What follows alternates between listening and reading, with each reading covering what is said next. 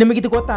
ಇವತ್ತಿನ ಟರ್ಕಿ ಭಾರತ ಕಳಿಸಿರುವ ಗೋಧಿಯನ್ನ ರಿಜೆಕ್ಟ್ ಮಾಡಿ 1 ವರ್ಷ ದೊಡ್ಡ ಸಮಸ್ಯೆಯಲ್ಲೇ ಮುಳುಗಿತ್ತು ಅನ್ನೋದು ಹೌದು. 2022ರಲ್ಲಿ ರಷ್ಯಾ ಯುಕ್ರೇನ್ ವಾರ್ ಪ್ರಾರಂಭ ಆದಾಗ ಪೂರ್ತಿ ಜಗತ್ತಿನಲ್ಲಿ ಗೋಧಿಯ ಬೇಡಿಕೆ ಜಾಸ್ತಿ ಆಗಿತ್ತು. ಈ ಸಮಯದಲ್ಲಿ ಟರ್ಕಿ 55,000 ಟನ್ಸ್ ಗೋಧಿಯ ಬೇಡಿಕೆ ಇಟ್ಟಿತ್ತು. ಆಗ ಭಾರತ ಗೋಧಿಯನ್ನ ಕಳುಹಿಸಿತು. ಆದರೆ ಟರ್ಕಿ ಅದನ್ನ ರಿಜೆಕ್ಟ್ ಮಾಡಿ ಹೇಳಿತು, ಇದರಲ್ಲಿ ರೂಬೆಲ್ ಹೆಸರಿನ ವೈರಸ್ ಇದೆ ಅಂತ. ಆದ್ರೆ ಭಾರತಕ್ಕೆ ನಷ್ಟ ಆಗಲಿಲ್ಲ, ಏಕೆಂದ್ರೆ ಅದೇ ಗೋಧಿಯನ್ನ ಈಜಿಪ್ಟ್ ಖರೀದಿ ಮಾಡಿತು. ಭಾರತದ ಗೋಧಿ ಟರ್ಕಿ ತಲುಪದೇ ಇರೋದ್ರಿಂದ ಟರ್ಕಿಯಲ್ಲಿ ಗೋಧಿಯ ಬೇಡಿಕೆ ಜಾಸ್ತಿ ಆಯಿತು. ಆಗ ಟರ್ಕಿ ಯುಕ್ರೇನ್ಗೆ ಸಹಾಯ ಕೇಳಿತು.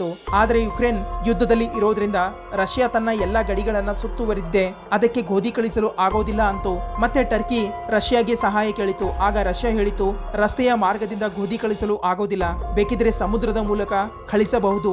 ಆದ್ರೆ ಯುದ್ಧದಲ್ಲಿ ಇರೋದ್ರಿಂದ ಏನಾದ್ರೂ ಅನಾಹುತ ಆದ್ರೆ ಎಲ್ಲಾ ಜವಾಬ್ದಾರಿ ನಿಮ್ದೇ ಅಂತು. ಆಗ ಟರ್ಕಿ IMF ಗೆ ಸಹಾಯ ಕೇಳಿತು. IMF ಭಾರತಕ್ಕೆ ಸಹಾಯ ಕೇಳಿತು. ಆದರೆ ಅಲ್ಲಿವರೆಗೆ ಭಾರತ ಗೋಧಿ ರಫ್ತು ಮಾಡುವುದರ ಮೇಲೆ ನಿರ್ಬಂಧನೆ ಹೇರಿತು. ಭಾರತ ಗೋಧಿ ರಫ್ತು ಮಾಡದೇ ಇರೋದ್ರಿಂದ ಟರ್ಕಿಯಲ್ಲಿ 1 ವರ್ಷ ಗೋಧಿಯ ಬೇಡಿಕೆ ಜಾಸ್ತಿ ಆಗಿತ್ತು. ಇಷ್ಟೆಲ್ಲ ಆದ್ರೂ ಕೂಡ ಟರ್ಕಿ ಇವತ್ತಿಗೂ ಬುದ್ಧಿ ಕಲಿತಾ ಇಲ್ಲ, ಮತ್ತೆ ಪಾಕಿಸ್ತಾನದ ಪರವಾಗಿ ನಿಲ್ತಾ ಇದೆ. ಇಂತಹದೇ ಫ್ಯಾಕ್ಟ್ ವಿಡಿಯೋ ನೋಡಲು ಚಾನಲ್ ಅನ್ನು ಸಬ್ಸ್ಕ್ರೈಬ್ ಮಾಡಿ, ಹಾಗೆ ನಮ್ಮನ್ನ ಫಾಲೋ ಮಾಡಿ, ಸಪೋರ್ಟ್ ಮಾಡಿ.